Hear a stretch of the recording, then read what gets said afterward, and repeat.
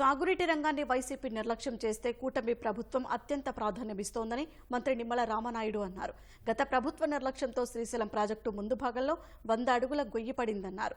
Dam భద్రతకు ప్రమాదమని తెలిసినా మరమ్మతులకు అప్పట్లో చర్యలు తీసుకోలేదని విమర్శించారు.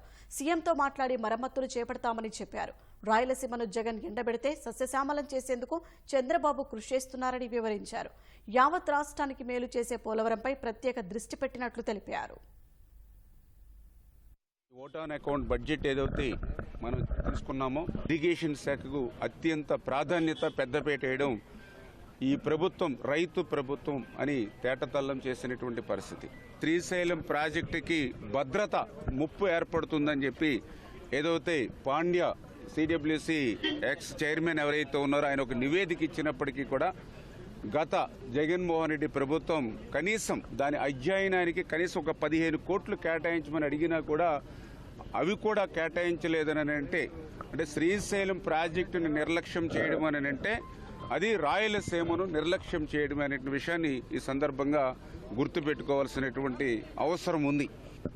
ప్లంజ్ పూలే కాకుండా మన సోమశిల ప్రాజెక్టుకి పోతే అక్కడ సోమశిల ప్రాజెక్టు క్రింద ఏదైతే ఎప్రాన్ ఈ ప్లంజ్ పూల్ మాదిరిగానే అవి కూడా దెబ్బతింటే దాన్ని కూడా నిర్లక్ష్యం చేస్తే అక్కడ ఉన్నటువంటి ఉన్నతాధికారులు చెప్పారు, ఈ యొక్క ఎప్రాన్ కనుక మనం పునర్నిర్మాణం చేసుకోకపోతే సోమశిలకు కూడా భద్రతకి ప్రమాదం ఏర్పడుతుందని అప్పటికప్పుడు యుద్ధ ప్రాతిక మీద ఆ పనుల్ని ముఖ్యమంత్రి గారి దృష్టికి తీసుకెళ్లి ప్రారంభించడం జరిగింది. జగన్మోహన్ రెడ్డి కూడా ఆ రకంగానే నిధులు కేటాయింపులు లేవు రాయలసీమకి. హంద్రీనివా కానీ గాలేరు నగర్ కానీ ఇట్లా ఏ ప్రాజెక్ట్ చూసుకున్నా కూడా ఆ రోజు చంద్రబాబు నాయుడు గారి హయాంలోనే తప్ప ఈ జగన్మోహన్ రెడ్డి హయాంలో ఒక్క అడుగు కూడా ముందుకెళ్ళినటువంటి పరిస్థితి ఉంది. ఈ 5 సంవత్సరాల్లో రాయలసీమ కూడా అత్యంత ప్రాధాన్యత ఇచ్చి రాయలసీమ ఏదైతే దుర్భిక్షమైనటువంటి పరిస్థితులు ఏవైతే ఉన్నాయో వాటిని అన్నింటినీ కూడా అధిగమించి ఈ విధంగా ఈవేళ ఎన్డీఏ ప్రభుత్వం నిర్ణయాలు తీసుకుంటుందని చెప్పి మీ ద్వారా తెలియజేస్తాం. ఈవేళ నేను కూడా గోదావరి జిల్లా వాసిగా ఇప్పుడు మా ప్రాంతం అంతా కూడా ముంపులో ఉంది.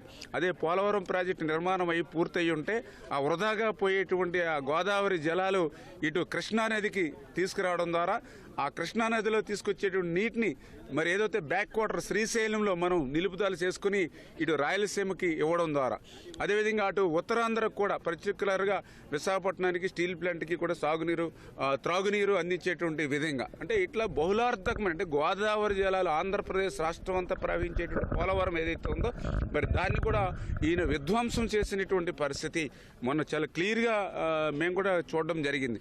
అంటే 72% మేము 5 సంవత్సరాల్లో పూర్తి చేస్తే ఈయన కాగితాల మీద అయితే 2% పూర్తి చేసినట్టు చూపించాడు పురోగతి. కానీ అసలు వాస్తవంగా చూస్తే 30-20% వెనక్కి పోలవరం తీసుకుపోయినటువంటి పరిస్థితి. అంటే ఎట్లా ఆయన పోలవరం అవనివ్వండి అమరావతి అవనివ్వండి ఇట్లా ప్రతి విషయంలోనూ కూడా ఆయన విధ్వంసం కనిపిస్తున్నటువంటి పరిస్థితి.